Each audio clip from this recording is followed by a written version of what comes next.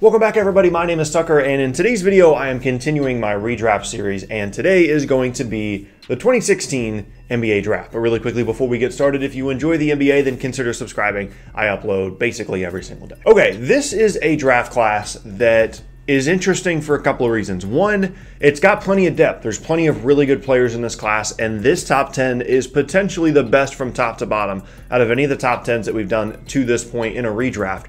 But also, this is a class that I know people are going to have very, very strong opinions about where these guys are ranked or re-ranked within the top 10. But with that said, let's go ahead and get started. And you can see the players that are available. There's plenty of talented guys that could potentially be in contention for the #1 overall pick here, depending on your evaluation of certain players. For me personally, maybe slightly surprisingly, maybe slightly controversially, I'm going to go with the original #1 overall pick, and that is Ben Simmons. And I understand the frustration with Ben Simmons of not only an inability to shoot the basketball from three-point range, but a complete unwillingness to. And that is incredibly frustrating, and I wish he would work on it. I wish he would shoot threes in game, but I don't want to allow that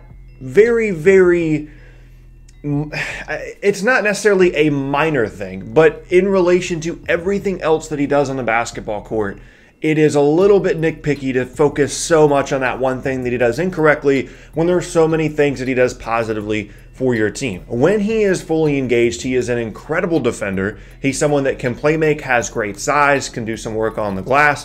When he brings energy and effort, which is a good amount of the time for the Sixers team. Sometimes they get a reputation as a team that's a little bit lazy. Ben Simmons brings it a good amount of the time for that team. I think that he is the best player in this class still. Yes, he has holes in his game offensively, and it isn't a great fit in Philadelphia at the moment. But if he was in a different situation, if he was in a Giannis-type situation with shooters around him, I say this, and I feel like once every 20 videos, I think that he would be an incredible player, and our opinion of him would be a lot different, and he would be allowed to kind of work through some of the three-point struggles off the court and then work on them in-game. Hopefully that's something that we see from him relatively soon, because if not, that's going to be something that's going to continue to bring him down. But again, I want to focus on the positive things that Ben Simmons does well, and when you're accounting for all of those positive things, I think he's the best player in this draft class. Moving on now to number 2, which originally would have been the LA Lakers.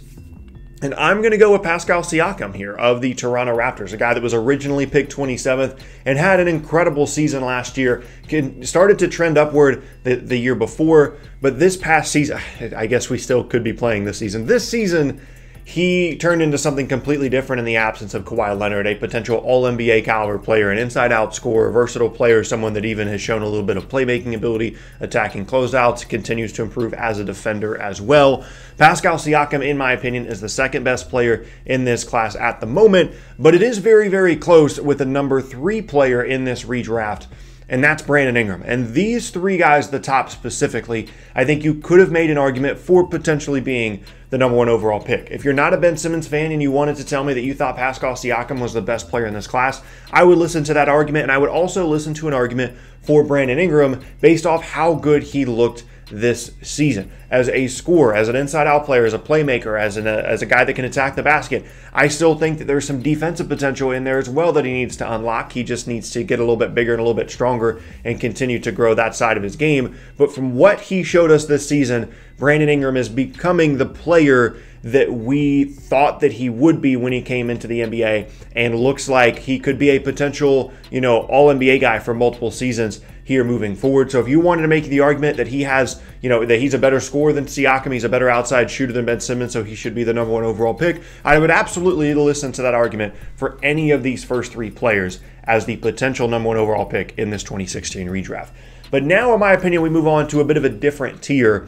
Number 4 overall, still a very, very good player. I'm going to go with Jaylen Brown here, a player that originally went 3 to the Boston Celtics, slides down 1 spot only because of Pascal Siakam's rise up the board, but still a very, very good player and someone that you're not really going to go wrong with here with the 4th overall pick. As a two-way player, a guy that can really, really defend, has great strength on the defensive end, and has continued to improve his offensive game. Someone that put up borderline all-star caliber production this season on the offensive end of the floor, can shoot from the outside, continues to work on his mid-range game as well as his handle, and is someone that has improved every single year in the NBA, so there's no indication that he is going to stop or slow down anytime soon, and a guy that I would expect to make some all-star teams at some point in his career if he continues on his current trajectory. So number 4 overall for me is going to be Jaylen Brown.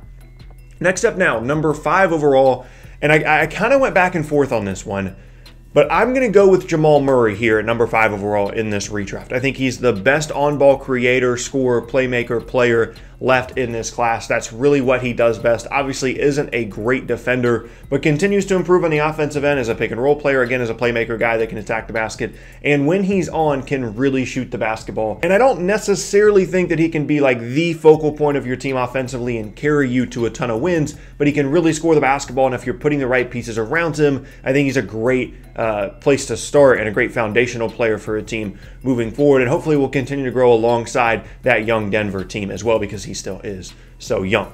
Number 6 overall is the player that I originally put at 5, but I slid him back a little bit just because of the value of guards in the modern NBA, and it's going to be Domantas Sabonis, a guy that made an all-star team this year, can really score inside, great rebounder, has some post-game, and can be a really, really good and effective rim roller as well off the pick and roll. Still needs to improve defensively, but a really good offensive player that has incredible touch around the basket and is going to continue to grow and you know, grow into that potential that he does still have as a young player. Again, I originally had him at 5, but when I rethought it, Jamal Murray's skill set offensively is a little bit more valuable as a guard than Domantas Sabonis, even though he did make an all-star team this season. So for me, Sabonis is going to go number 6 overall.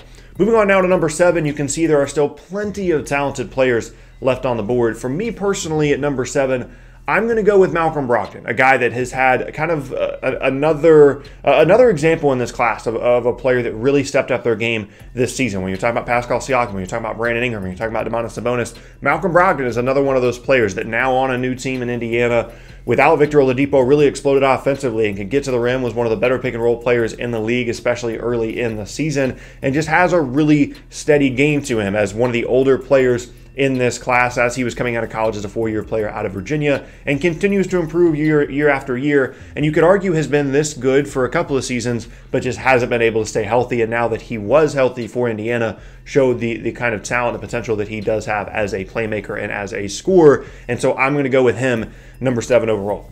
Number 8 now, Fred VanVleet is going to go number 8 overall, and I feel like there were maybe some Raptors fans that were looking at the board thinking, when is Fred VanVleet going to come off the board?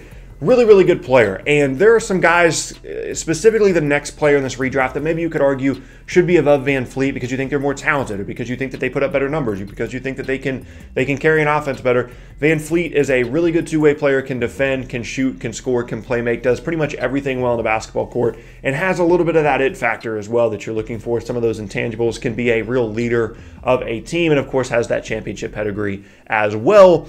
And that put him over the top for me at number 8 overall, over number 9, which is Buddy Hield. I originally had Buddy Hield at 8, and then I rethought it, and I said, you know, I like Buddy Hield's game. I love that he's one of the best shooters in the league. I love his ability to score. I love the fact that he continues to work on his off-the-dribble game, his attacking the rim game, and not just being a shooter. But I think that if it really came down to it, and I needed a player in a big-time game, I'm taking Fred VanVleet over Buddy Hield because of the things that he does all around the basketball court as opposed to just on the offensive end. And so for me, Buddy Hield is going to go 9, Fred VanVleet is going to go 8. And then number 10 overall, there's a handful of guards really that you could have picked from to potentially put here at number 10. For me personally, I'm going to go with Caris Levert because I think that is the highest upside player remaining on the board, and he has proven when healthy to be a really, really good scorer as well, and someone that I think is going to continue to grow and develop as a playmaker, as a scorer, and as a shooter. Whether that is in Brooklyn, I don't know. Maybe he's someone that ends up being moved for a different veteran piece to help that team potentially chase a championship because his skill set isn't especially valuable now with Kyrie and Kevin Durant, Spencer Dinwiddie, and guys there already. But I think just as a player, he is the best one on the board, and that is why he is going to go number 10 overall. And there you have it. That is my 2016 redraft. Some players that were not selected that are still on the board here. Taurean Prince, Malik Beasley, DeJounte Murray are a couple of guys. Really, when you get to number 10, if you wanted to pick Beasley or Murray over Levert, I couldn't argue with you there. I almost put Malik Beasley there just because of the finish that he did have at the end of the season there for Minnesota before the league was suspended. But personally, I like Caris Levert better as a player, but maybe that'll change next season. I think Malik Beasley is certainly a talented player, and DeJounte Murray just needs to show a little bit more consistency moving forward to really deserve to be in this top 10. But this is a top 10 that I struggled with at some points, like where to put VanVleet was a bit of a struggle. Whether Siakam should be 1, 2, or 3 was a bit of a struggle. Really, that order 1, 2, and 3 was, a little bit of an issue for me. But for the most part, I feel good about this list. I feel like this is a good top 10, and obviously this is going to be changing all the time moving forward because these guys are still so young, but I still think that it's interesting to look back and redraft some of these classes, even ones as recent as 2016. But yeah, there you have it. That is going to be the end of today's video, and I thank you all very much for watching. Once again, my name is Tucker. If you missed any of my previous videos, then be sure to check out the boxes on screen. Thanks again, and I'll see you all next time.